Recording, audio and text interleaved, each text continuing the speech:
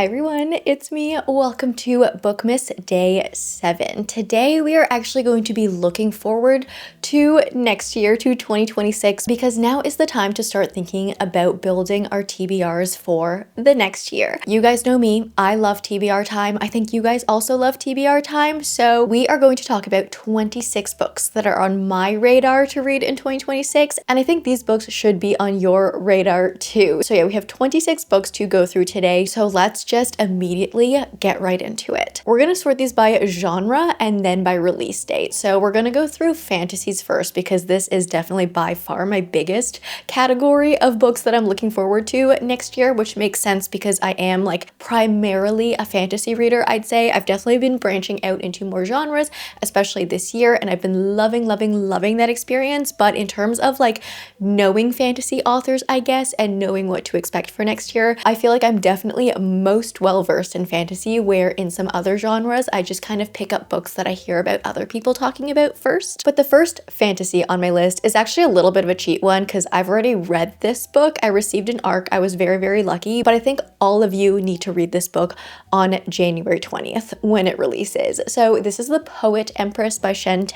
This is an adult fantasy. It feels a little bit historical as well. So we are set in the Azalea dynasty, and we're set in this sort of a dying land. We're on the brink of war. The plants are dying. The people are starving. And in this world, we have poetry magic that has essentially been lost to everyone except for those most powerful. Our protagonist is Wei Yin. She lives in a small village that is on the brink of starvation. Wei Yin herself has lost many family members already by this point, and so at this point she will do anything to help her family, to help her village. And when she gets the opportunity to offer herself up as a concubine to the crown prince, she immediately goes for it. And so we follow her as she gets entangled to the inner court, into all of these court politics, as she becomes a concubine and starts needing to navigate like what it is to be a concubine. And the crown prince that she has committed herself to actually has a big reputation for being very cruel. And so we have to see her go through all this brutality as she tries to figure out how to take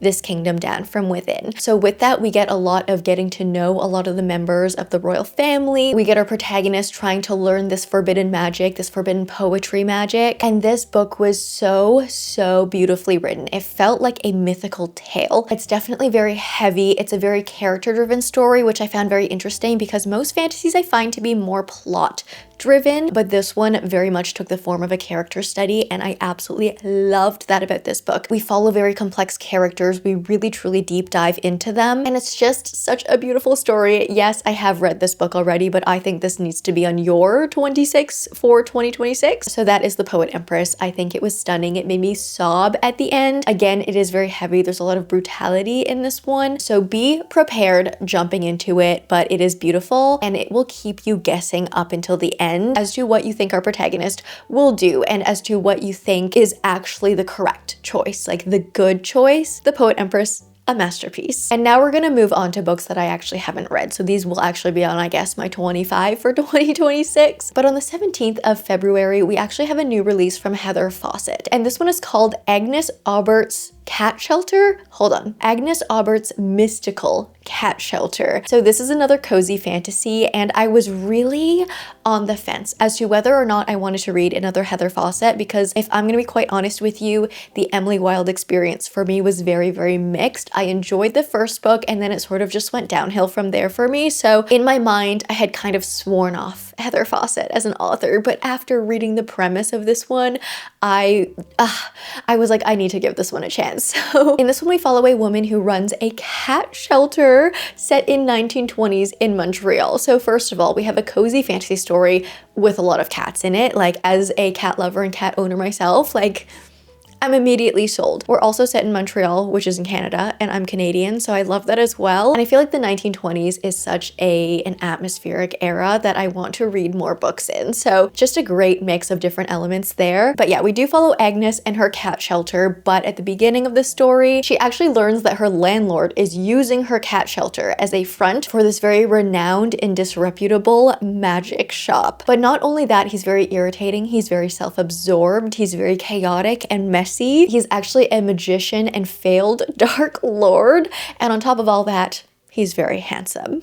So she just kind of tries to stay out of his way. She doesn't want anything to do with him, but one day, one of his past enemies actually resurfaces. Now, the magic shop and Agnes's cat shelter are both in danger, so she actually ends up needing to work alongside him to help save her cats and also save his shop, I guess. So this just sounds like a really cozy, cute premise. It actually sounds very similar to a book I recently read called Violet Thistlethwaite is Not a Villain Anymore, where we have this sort of like cozy shop with a landlord type character and a history of being tied into like villain circles and having old past villains resurface. So this one just sounds so cute. I'm really curious about this one. I hope I'll get along with Heather Fawcett's writing style more in this one. I feel like there's a good chance because I do feel like I am in general just getting a little bit of like fairy exhaustion. And maybe that's why I didn't really love the Emily Wilde books in the end, is that the fairy world was just getting very tiresome for me to be in, if I'm gonna be quite honest. So maybe this one being more set in real world and having that cozy cat shelter setting will work for me. Fingers crossed, but this one sounds so cozy. The next one I'm looking forward to reading is actually from an author that I have never heard of before. So this is An Arcane Study of Stars by Sydney J. Shields. This comes out on April 28th, and this premise just sounds so interesting to me. This is a dark academia fantasy. It's actually advertised as for fans of The Invisible Life of Addie LaRue and The Atlas Six. And so we follow Claudia, who has recently been rejected from Cygnus University. And so she's very sad about it, but a devilish stranger shows up. His name is Dorian. He appears in her nightmares, and he actually offers to make a deal with her. So he says he can get her into this university if she can figure out how to release him from the prison of stars. He takes a bite to seal the deal, and Claudia wakes up to find that she has indeed been accepted into this university. But it's in this very like not ideal circumstances, because she is now basically taking the place of a student that passed away. So when she arrives, people at the school, other students start suspecting that maybe Claudia actually had a role in the death of the student that she has now replaced. And then on top of all of that, Claudia starts seeing these pieces of Odette's diary popping up. Odette is the student that she replaced. And as she starts going through them, she starts uncovering all of these secrets of these murders happening to these celestial witches at this academy. And all of this somehow seems to be connected to Dorian, this demon or devil that she's made a deal with. So this sounds all kinds of interesting. I feel like it's going to be one of those stories where we're unsure of Dorian and like where his motivations are, and like, should we really be freeing him from this prison of stars? I love that there is a prison of stars to begin with. I need to know what that's all about. So this one sounds just really, really good from the premise alone. And then the next book I'm looking forward to is one from an author that I have read and loved. So Fonda Leigh is coming out with a new book next year, and this is actually going to be some sort of a space opera, which I'm so excited about because Fonda Leigh plus sci-fi sounds so intriguing, because I obviously love Fonda Leigh as an author. Jade City is one of my favorite series, and this past year specifically I have been starting to dabble more into sci-fi, and so to see these two worlds mix is going to be very exciting for me. So this book comes out on May 5th, and it's called The Last Contract of Isako. It says, get ready to be blown away by this searing standalone space opera where corporate samurai fight beneath merciless stars and death is always a mere breath away. What do you mean, corporate samurai?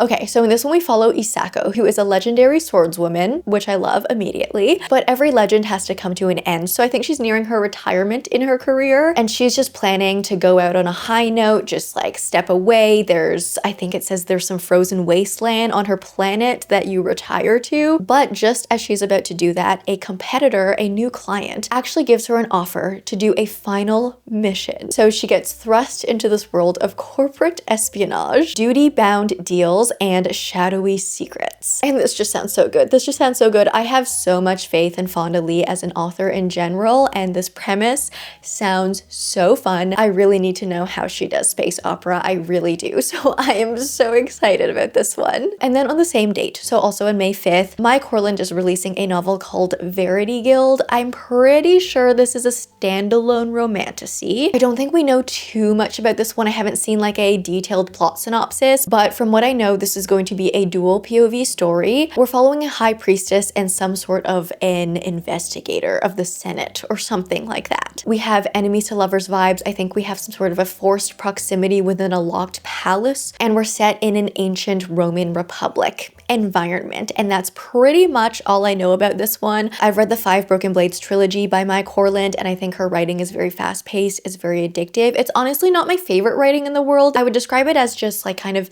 entertainment writing, but the story of 5 Broken Blades was so fun to follow for me, and so I'm excited to see what she does in another world with another story, also with dual POV, because 5 Broken Blades was refreshing to me because it was a multi-POV romantasy. This one being dual POV and seemingly more of a normal, I guess, like a normal romantasy dual POV enemies to lovers story. I'm very curious to see how she writes this type of a story. So that's Verity Guild. Okay, and then on May 19th, the highly anticipated The Ballad of Falling Dragons by Sarah A. Parker is finally going to come out, hopefully, because this release date has been pushed many times already. But because I think this book actually has a cover released, pre-orders have been activated, I think this date is going to stick. Hopefully. But this is the second in a romantasy trilogy, I'm pretty sure. The first book was When the Moon Hatched, which is a book that I really loved. We follow Rave in this one, who is an assassin. In the first book, she gets captured, but then she gets saved by this like mysterious hunky guy. He's got all sorts of mysterious intentions that she doesn't understand, but at the same time, Rave starts uncovering things from her past too. She has a little bit of like a forgotten memory type situation. I found the world in When the Moon Hatched to be very magical to be in. We have dragons in this world, and my favorite part of this world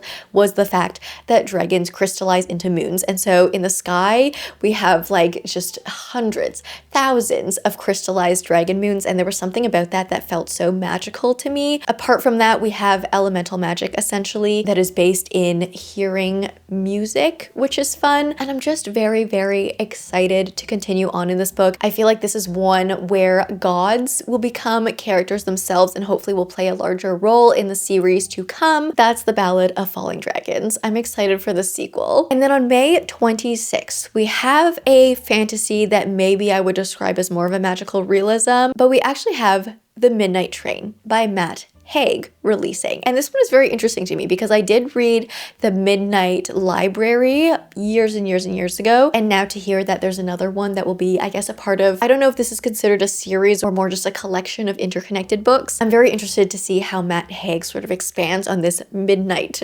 universe. So this one definitely seems to have a similar premise to The Midnight Library, or at least a similar feeling. This synopsis says, when your life flashes before your eyes, where would you stop? So we follow Wilbur, who has had some regrets in his life, and he wishes that he could go back and relive parts of his life differently. And so we embark on this time traveling train. But as he goes back and starts reliving some moments, we realize that going back and doing this risks everything. And so that's all I know about this one. I think The Midnight Library was a beautiful book, and I'm excited to read more Haig. And then on June 30th, we get to expand on a universe that we all know and love. So Leigh Bardugo is releasing Six of Crows, A Darker Shore / Letters to Ketterdam. So this is obviously set in the Grishaverse. It is novella length, I believe, and it follows some of our favorite crows from Six of Crows. The synopsis says, the merchants of Ketterdam have been under attack. Secret businesses are being exposed, ships are sinking, slavers are being hunted. All of this is the work of a mysterious sea captain and her ship, the Wraith, who I think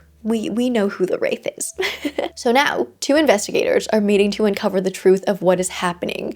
Among the evidence collected is private correspondence between notorious crime boss Kaz Brecker and an anonymous sailor aboard the Wraith known only as I. So we follow along this story through the format of letters back and forth, and I love letters in a story. I love reading back and forths and then using your own brain to fill in the gaps of what happened. And I feel like banter can be really well done with letters, obviously. I can't wait for this one, genuinely. Okay, and then on June 30th, we're actually going to try out a new author again. So this book is called The River She Became by Emily Varga. This one is a YA fantasy, also with a premise that sounds really wonderful to me. So we follow Yasima or Yazima. I'm probably pronouncing this name incorrectly, but our main character is a scholar who catalogs relics of her previous kingdom that was conquered. But at night, she, in secret, reclaims those those artifacts to try and restore the magic to her lost kingdom. And as she goes along doing this, she comes across an ancient lost key that unlocks this door to a Fae world that can help save her people. But as she crosses the river into this Fae world, she realizes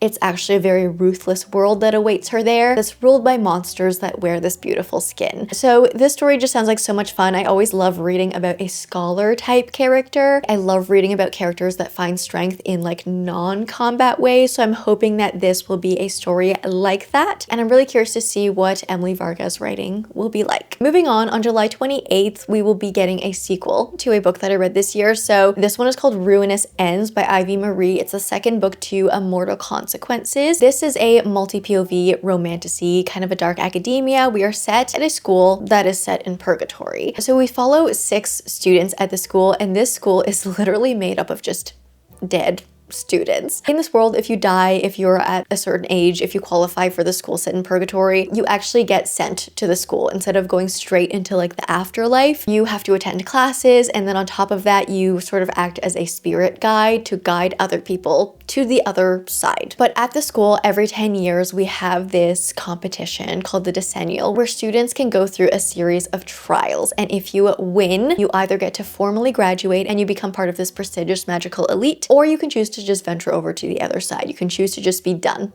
So we follow 6 students through the story, and to me, when I was reading this, it felt like Stephanie Garber writing if she wrote more gothic. I found the first book to be fun to read. It wasn't my favorite book by any means, but I found the setting to be very creative, and it's definitely a series that I am interested in continuing, so I am looking forward to this one. Okay, this next one is going to be very interesting. So on August 4th, we are getting Immortal Game. Immortal?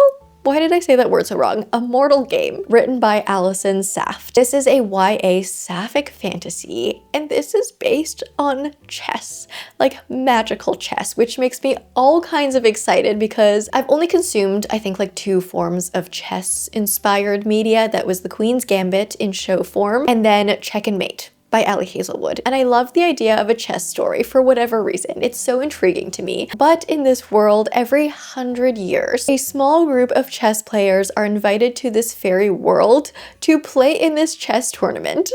And I think the ultimate honor is like playing against the king of this fairy otherworld in a chess game, like the fairy king plays chess, and whoever beats him is actually granted 1 wish. No one has actually won so far, but our protagonist, Shay, is determined to become the first winner because this is basically the only way that she will be able to get her sister back, who was captured and taken by the fairy king years ago. But standing in her way is actually her longtime rival and fairy princess, Ciara. This just sounds like such a fun idea. I love the idea of like a fairy chess world, a fairy chess tournament, a sort of spin on like the fairy other side type of trope or genre. But I just love the idea of this one. I think it's such a creative, fun take, and I'm excited to read this. Another sequel I'm looking forward to is The Knave and the Moon, of course, by Rachel Gillig. So this comes out September 1st. This is a gothic fantasy. We follow a diviner, and in the first book, her fellow diviners start going missing. So she has to go on this quest with this sort of like reluctant,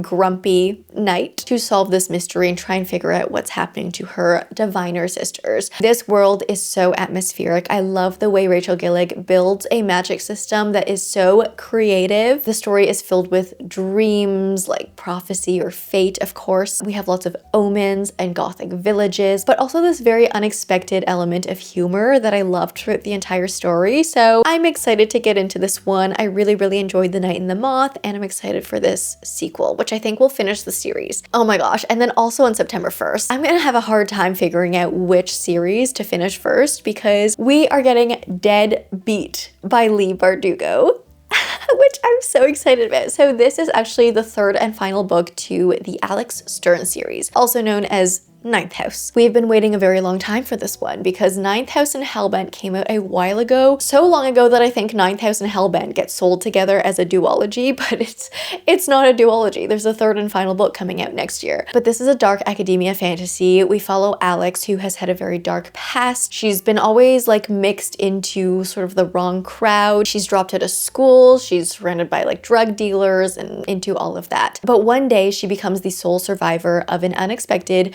very horrific, tragic homicide. And so while she's at the hospital, she wakes up and the dean from Yale is there, and for whatever reason offers her a chance to go to Yale in exchange for being tied into this secret society. So she of course accepts this chance to go to Yale, free ride, but the one catch is she has to join this secret society that actually acts to monitor all of the other secret societies. And we get into this world of like rituals and demons and ghosts and all of that. So that's Ninth House. I've been waiting a little bit for this third and final book in the series, so I'm very, very excited.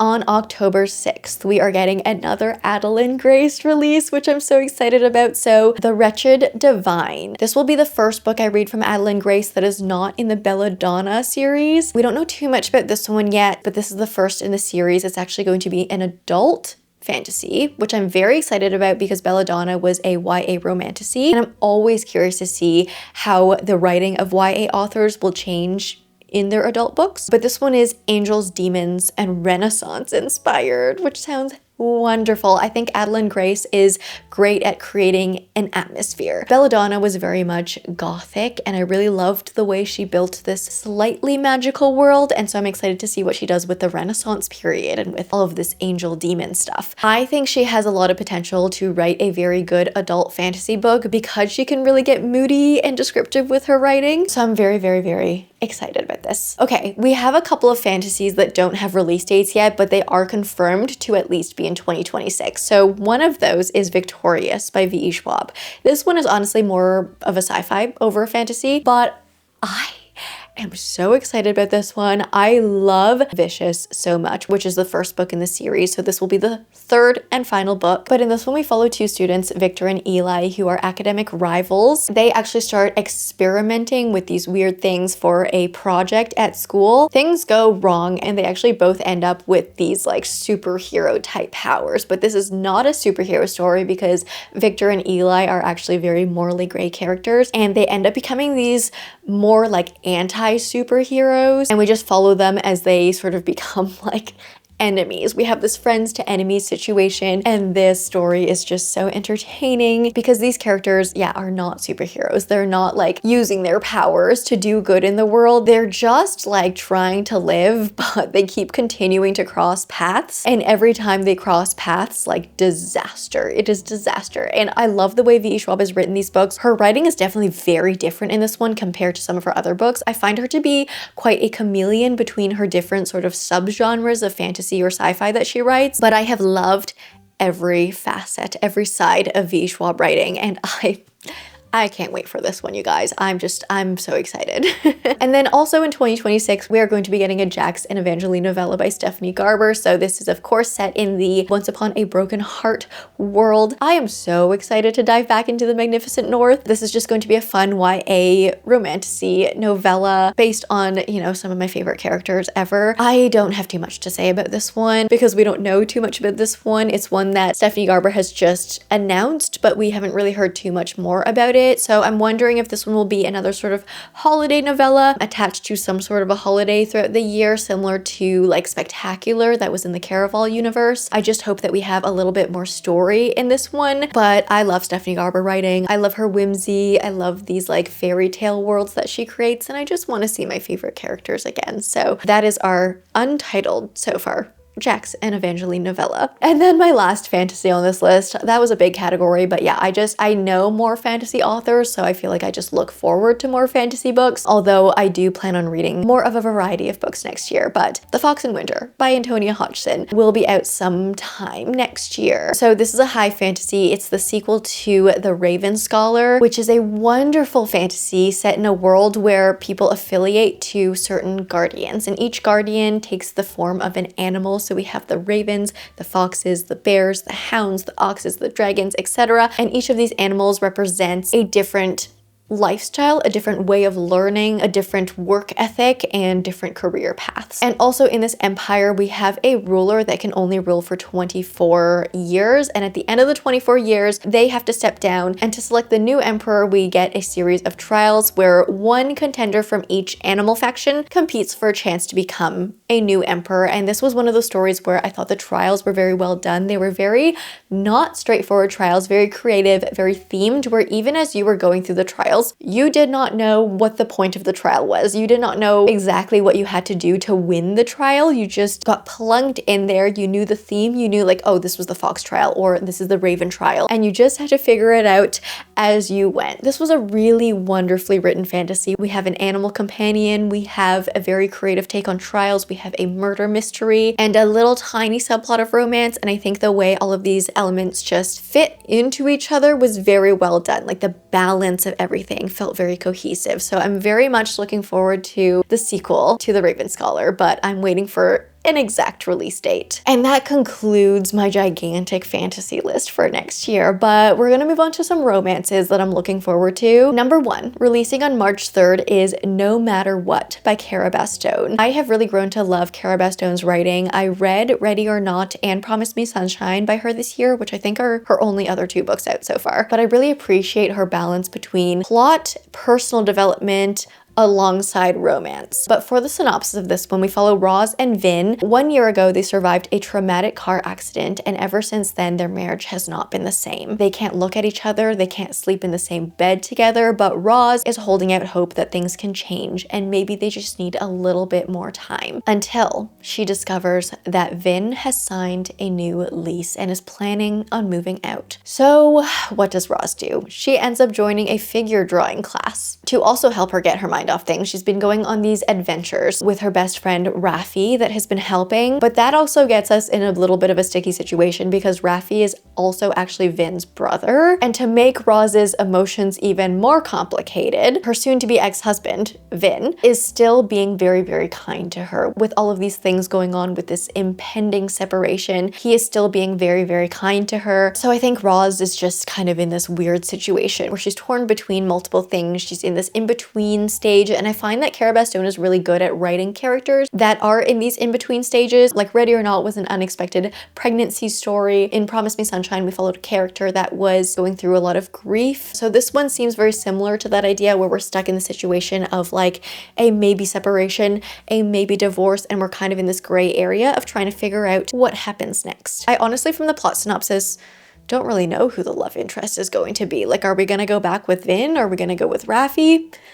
Who knows? I think I have an idea, but I feel like we have the opportunity here for Cara Bastone to surprise us, and so I'm looking forward to see what direction this story goes. I feel like it could go either way. It could go in a direction that makes me really dislike the story, or it could go in a direction that I love. So we'll see what happens, but I have faith in her writing either way. And then on March 31st, we have The Night We Met coming out by Abby Jimenez, who I think is like top tier romance author for a lot of us. But the idea of this one is that in our lives, there can be these like split second decisions that can change the course of everything. So in this one, we follow a character named Larissa, and we have this moment where she is going home from a concert and she makes this decision on like who to go with to drive her home. So she chooses one guy over another that alters the course of like her romantic relationship for the years to come. But the other option that night was a guy named Chris, who is now her boyfriend's best friend. But alongside that, he also co-parents a puppy with her, and they get along wonderfully in this co-parenting puppy situation. All Chris wants is for Larissa to be happy, but standing on the sidelines is slowly killing him. So I think we follow this story, I guess kind of similar to the Cara Bastone book, where we're torn between 2 love interests. We're getting a lot of love triangle energy, I guess, next year. And I think this is also one that could go either very right or very wrong. We will just have to wait and see. But I have faith in Abby Jimenez writing. I think the idea of like that split second decision is very interesting, and I'm wondering how she's going to implement that as a theme throughout the entire story. I think her writing's beautiful, so I'm excited. But on May 19th, we will be getting The Shippers by Catherine Center. So this is a romance set on a cruise ship, which again could be very good or very bad because we have this very tightly locked in forced proximity situation of like everyone is stuck on a boat together. We follow Jojo in this one, and Jojo has always had intimacy issues and has never been very good at love. She is determined to tackle these issues on this cruise ship destination wedding, and on the cruise she becomes hyperfixated on this guy that I think was her neighbor, who was her first crush and her first kiss, and also happens to be a newly divorced wedding guest. So she's determined to woo him, but the only problem is on this cruise she's obviously just a little bit preoccupied with helping her sister with bride things. So Jojo starts roping in her childhood bestie, Cooper, to be her wingman, but as this happens, there are a lot of unresolved things with Cooper that start coming back up to the surface as they start to spend more time together. So we get another tricky love triangle situation. This is truly the theme of 2026, love triangles, isn't it? But yeah, that's our story. I have enjoyed a Catherine Center romance, and so I think this one's gonna be really fun. I'm excited to see the cruise ship atmosphere. And then for 2 more romances, on June 9th, we have Lost and Found coming out by Tara DeWitt. I have never read a Tara DeWitt book before, but I've heard really good things about this author, and I'm curious. I want to try one of her books in 2026. So this one is about B, I think is the protagonist's name, and she has always wanted to be a mom, but she's never expected that she would have to lose her best friend to do it. So at the beginning of the story, her best friend passes and leaves her eggs and a bucket list for our protagonist to complete. And so she feels very lost in this. She doesn't really know how to proceed, but a longtime friend, Silas, steps in to help support her and gives her a place to live. Silas is actually a firefighter living in the wake of an accident, so is also working through his own challenges.